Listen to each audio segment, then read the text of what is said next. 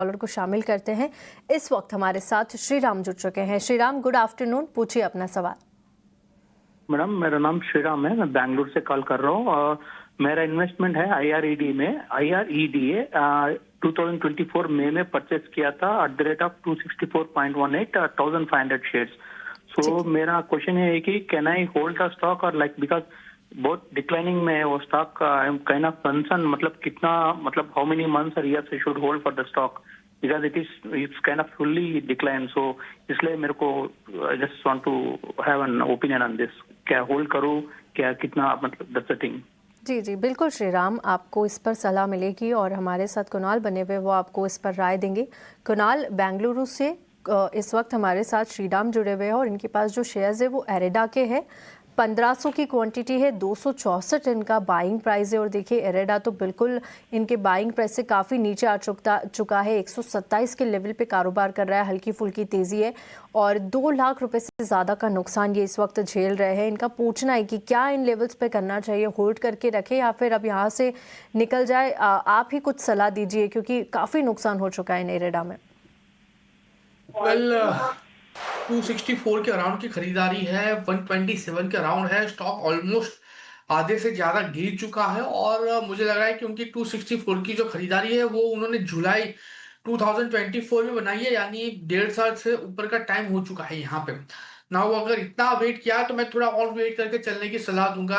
अच्छी कंपनी है, फंडामेंटल अच्छी कंपनी है, घबराने वाली बात नहीं है।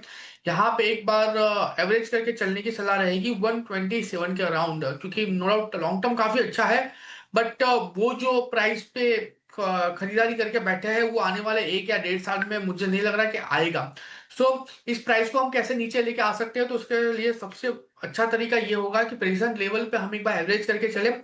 127 के अराउंड काफी अच्छा सपोर्ट है और पहले भी इस लेवल पे सपोर्ट लेके स्टॉक ने ऊपरी लेवल पे 182 और 182 के बाद 230 तक के लेवल हमें दिखाई थे। सो प्रेजेंट लेवल पे एक बार आप एवरेज करके चले। ऊपरी लेवल पे पहला टारगेट 150 का है, 150 जैसे ही ब्रेक होगा आपको 185 तक के भी टारगेट देखने को मिल सकते हैं। सो व्यू यहाँ पे प्रेजेंट लेवल पे एवरेज करके चलने का है।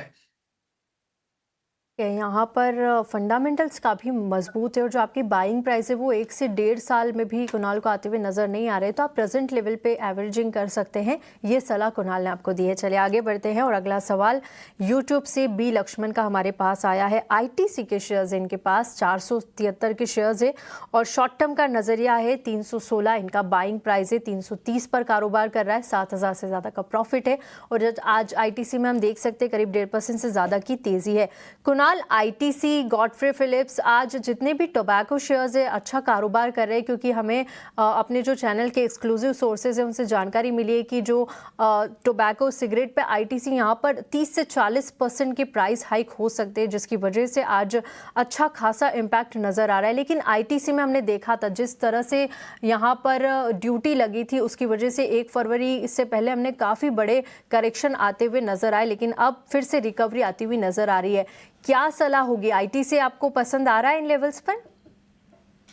Well definitely overall FMCG counters में कुछ प्राइस हाइक होने की बात चल रही है और वो सीधा कंज्यूमर पे जाने वाला है, खास करके ITC और गोदफ्रे फिलिप की बात करें एंड इवेंचुअली बाकी की कंपनियां भी कर सकती है। इतना ही नहीं, आने वाले दिनों में ऑटो मेकर्स भी अपना जो प्राइस हाइक 7 से 8% का जो प्राइस हाइक लेके चल रहे हैं वो प्राइस हाइक भी आपको ऑटो में देखने को मिलेगा। यानी ये दो सेक्टर ऐसे है जहां पे आने वाले दिनों में प्राइस हाइक हो सकता है।